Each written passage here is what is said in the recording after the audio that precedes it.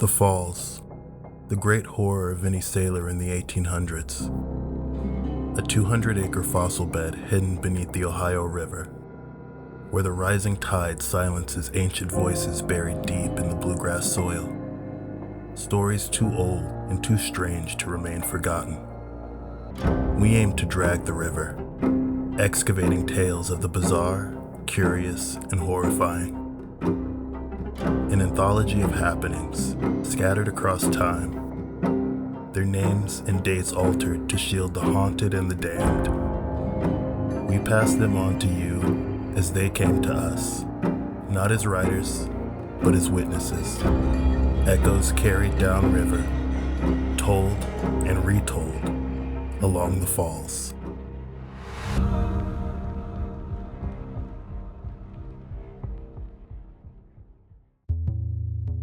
Death and decay is an aesthetic this Louisville teenager knows well. A teenager whose hunger for more and distaste for everything leads him down a very dark path. A path that leads to a strip mall. The Falls Podcast presents Outer Loop. Connor Fleebold hates lots of things. He hates his mom for all the long hours she worked. He hates his dad for being a stay-at-home dad. He'd mumble, "Who the fuck ever heard of a stay-at-home dad?" But it's 1991, and things are different now. Mostly he hates school, each and every face, especially Taylor, who once made fun of his thick black eyeliner in third period. Taylor with his dumb perfect hair. Or Mrs. Janowski, who teaches PE and makes him run extra laps when he has his headphones in. He especially hates the pretty brunette who sits in front of him at lunch. Her perfect tits and sea glass eyes make him sick. He hates Brad Turner, the misladen track star from Eastern High School. Everyone loves you when they think you've been white van kidnapped. Truth is, all the students know he most likely ran away. Something about an older girlfriend in Waddy. Most days, on his way home from school, he fantasizes about grabbing the steering wheel and careening himself and his classmates into the Ohio. Most nights, Connor's dad just drops him off at Ear Ecstasy so he can thumb through the same handful of Concrete Blonde albums. Connor stalks the second floor record shop, listening to his favorite goth rock. The second floor is his own personal Notre Dame, and he, its loyal and protective hunchback. Any loose classmate or kid from a neighborhood school, he'd scowl at, being aloof as a weapon, his best Robert Smith. Looking down on his record store kingdom, he'd sometimes see his dad flirting with the odd high school girl. Other times, he would see neighborhood kids mouthing the words to "I Wanna Sex You Up" by Color Me Bad or some other pop trash. He'd think, every night, I see the same jocks, the same nerds, all running around like ants. Sometimes Connor would squint his eyes. With one eye nearly closed and holding his index finger and thumb together, he'd say aloud, "Squish, you're dead. Squish, you're dead." One by one and systematically. It was Friday, 8 p.m. In 12 hours, Connor would find himself hiding in a 1950s mid-century modern armoire. He'll hope the brutalist doors will hide him long enough to save his life. Connor slinks around his record store tower. Friday means new albums. How many cassette tapes would he sneak into his long black trench coat? Would he make it out to Bardstown Road before the lanky clerk tackles him? The petty theft would have to wait, because that's when he saw her. A dark angel in fishnets. A dreamy goth girl that looks like Susie Sue. She was all dark black bangs and angled 80s hair. It all framed a perfectly pale face.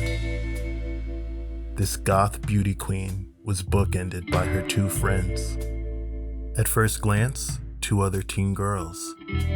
Upon Connor's further inspection, the teen on her right is actually the most beautiful boy Connor has ever seen. Gaunt, with long obsidian hair. The girl on her left is petite and sprite-like, silvery hair with near translucent skin. The leader of the pack must have felt Connor's eyes because it isn't long before hers connect with his. And when they do, Connor is done for. In fucking love. The sprightly one pops pink bubblegum while trying on sunglasses with the lean, beautiful boy.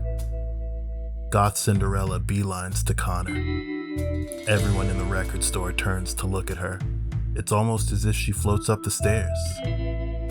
When she gets to the top, there he stands, ear ecstasy's hunchback. She looks Connor up and down before saying, "So you're gonna let me come up?" "Yes," Connor seethes before stepping to the side. He doesn't take his eyes off of her, and not just because he's never seen someone more wonderful. He eyes her because he's never seen her or her two friends at all. How's that possible? He is the music store overseer after all. She flicks through cassettes, tossing the ones she doesn't like behind her. Concrete Blonde's Bloodletting slides over to Connor's size 6 Doc Marten, and that's when he's seen enough. "Hey," Connor says. His voice was muffled by another plastic cassette tape sliding on the ground. 2 more tapes come cascading towards Connor. He takes another step towards her, and that's when she whips around. "Hey," she says. Up close, she's even more alluring. High cheekbones and dark, endless eyes. "Want to go to a party tonight?" The words hit Connor like an anagram, and it takes him 5 full, awkward seconds to reply with a, "Yeah." Susie takes another step forward and puts both of her hands in Connor's deep trench pockets. If he had a wallet, he'd let her take it. She stands inches away from his face. This is the closest Connor has ever been to a girl, consensually. "This great band is throwing a rager tomorrow. You like music, right?" Her breath smells like clove cigarettes and metal. "Yeah," Connor nods. Her endless eyes search his face for any sign of intelligence. He mostly just stares at her lips moving, the nape of her neck, her rounded knees under fishnet. "Connor, let's go. I want to make it to Boston Market. Connor, they close soon." The yelling is coming from a middle-aged man with wide hips and brown shoes, Connor's dad. Connor reels and descends the stairs, 2 and 3 at a time. He slinks past his dad and outside. Moments later, and with several pounds of ham and mashed potatoes in the back seat, Connor's dad says, "You want me to take you to a strip mall on Outer Loop?" Connor hates explaining himself. He stares out onto St. Matthew's streets, manicured lawns. He impatiently explains that a totally sick band he's never heard of is playing in some antique shop he's never been to. "This is gonna be great for you, Con. You'll find yourself a hot little high school chick, right? These are the best days of your life, man." Connor's dad liked to live vicariously through him. Hereditary misogyny. The entire next day, Connor flips the waxy business card between his fingers. 3 of 4 corners are bent, with the plasticky film curling up. The raised pink letters spelling "Ain't New Antiques," the slogan held up by a tiny cartoon cow in a tasteful sundress. Ain't nothing new about old antiques, with a tiny font address pointing to Outer Loop. That night, Connor skips his music store kingdom and finds himself staring in the mirror. Which band shirt is going to seal the deal? Is his medium trench too formal? Saturday night, 9 p.m., on Watterson Trail. It's raining. Connor's dad leans into the front windshield. The blades just spread the water around. "Okay, just like stop here, Dad." Connor and his father are a parking lot away from Ain't New Antiques. "Christ, Dad, please just stop right here," Connor whines. Connor's dad parks in front of a Papa John's pizza. He takes out a book and reclines in the seat. "Have at it then. Embarrassed by your dear old dad, I get it. I used to be cool. Connor's dad was never in fact cool. Past neon pizza signs and empty commercial plazas, through rain, he walks a few storefronts down to what looks like a closed antique shop. When Connor tugs on the door, it sounds like Metal Palooza. He walks in and rock chords vibrate his entire being. All of this old furniture pushed off to the side and stacked precariously in corners. The entirety of someone's deceased grandmother's living room, all circling the sickest band Connor has ever heard. Pockets of kids dance next to an oak sideboard. A flock smokes cigarettes next to a display of Precious Moments figurines. Others in small packs make out with each other. No discernible sexuality. Connor scans the crowd. Is Susie even still here? Against the wall, dancing a teeter-tottering two-step, is someone Connor recognizes. Brad fucking Turner. Connor knew he ran away. Maybe Brad Turner is on to something. Walking over to him, Connor sees that he's actually still wearing his Eastern High School track team shirt. It's covered in rust-colored dirt stains. Connor's mom made him run track for half a season. She would say, "Jesus, Connor, you look like your father." After practice, he once let Brad Turner bum a cigarette. Brad looked rough. He gawks at Connor, still dancing. No recognition there at all. His eyes, black pits. Then he smells it. Clove and metal. From behind, Susie reaches her hands into Connor's trench pockets, taking back the card. "Glad you decided to show," she exhales, in a very convincing come hither. Connor doesn't dance, even alone. Once in his room, he listened to Caroline, track 3 on Concrete Blonde's Bloodletting. He allowed himself to head nod in an almost rhythmic fashion. But tonight, Connor let go of it all. He dances and he dances hard. He tosses his arms up into the sky. He melts into the synths, the drums, and the bass. His would-be paramour dances with him. Outside, Connor's dad snores. Green and red neon hit his wet windshield. His open mouth fogs the glass. Even if it didn't, he wouldn't have seen the lean boy with the long obsidian hair chain and lock the door. Maybe the Louisville gossips would say Connor was abducted. His dad will say he dropped him off in an antique shop that's been closed for years. Inside, Connor sweats with his goth princess. She grabs him by the hand and walks him to the side.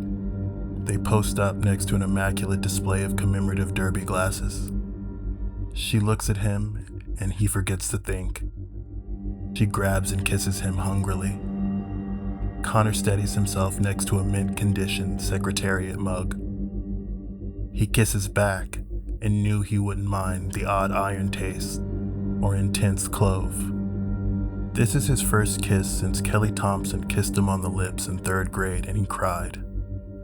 Honestly, Connor wanted to weep now. Tears filled his eyes. He'd never felt more euphoric. She only pulls away to lap up those same tears, leaning into him, kissing him again. She passionately bites his lip. She kisses and she bites his neck. Connor closes his eyes in bliss. She lays her head on his shoulder. It feels good, and she starts to kiss his shoulder. Then she bites.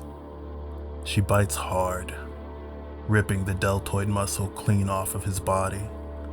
An exposed artery causes blood to spray cartoonishly in her face. Connor opens his eyes, and for a split second he sees Brad Turner from Eastern High School. He sees something that resembles recognition. Brad smiles, showing big, long, pointed incisors. Vampire teeth. The music has stopped, and the crowd turns to stare at Connor. Like a hive mind, they all expose pointed teeth. Susie looks like a baby that doesn't have full control of her tongue. It extends wildly, licking up the gore that drips from her face. Connor runs. He wasn't long for the track team, and that shows. He trips over stacked toolboxes. He winds around corners of VHS tapes. The goth teens don't give chase. They idle and look at him curiously. They look at him how bearded dragons give puzzled stares to crickets. Confused that he even fights the inevitable. Why doesn't he just place himself in their mouth? Connor stumbles over the twill hat collection, flinging a Panama wildly behind him. The sprightly girl picks up the hat and places it onto her head. Connor hears the music playing. The band is started again. They're soundtracking his demise. Crawling on all fours, he moves past old racks of nightgowns. He smells clove. He decides to hide, Chronicles of Narnia style, deep in an armoire. He flattens his back against the armoire. His hands are in his trench pockets. The left one is filled with blood. And he hears Caroline. The band is playing Caroline by Concrete Blonde. Between the slight crack in the door, he sees them. He doesn't know how long it's been there, staring at him. Brad Turner's hollowed out eyes, just watching Connor. Brad screams and it's guttural. Connor is ripped from his temporary place of safety. It feels like the hands of everyone here is pulling at his flesh, and they are. He tries to slow it down, grabbing onto a pair of Italian wingback lounge chairs. Connor is being consumed. Before he passes out, he sees that his right leg is almost completely gone. He hears one of the kids say, "Don't get blood on my dad's chair, he'll literally freak out."